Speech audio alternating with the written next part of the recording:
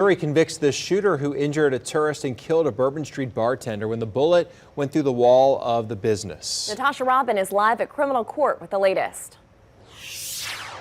And that's right. It's been a tough day for the victim's family. The jury deliberated for about 4 hours before finding 25-year-old Daphne Jackson guilty of manslaughter and aggravated assault. That's lesser charges than what the family was hoping for.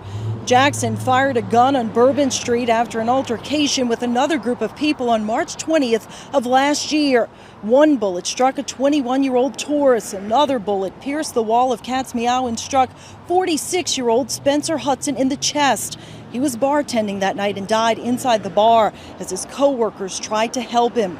Witnesses described chaos on Bourbon Street as everyone took off running. Jackson was eventually arrested and booked with murder, attempted murder, and obstruction of justice. Police never recovered the gun they say Jackson used that night. Today, the jury, though, found Jackson guilty of the lesser charges of manslaughter and aggravated assault. The jury found Jackson not guilty of the obstruction of justice charge. Spencer's family and friends packed the courtroom today. His father told me Spencer's death took a toll on everyone, and they wanted his loss to serve as an example of how the city's violence is out of hand. Spencer's family isn't satisfied with the jury's decision. I'm not happy with it. I think she should have been convicted on all 3 counts.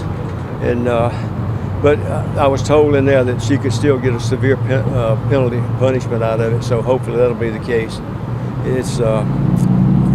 I was hoping for more, but we got to live with what we got. I think Spencer deserved the full money, and he didn't get it.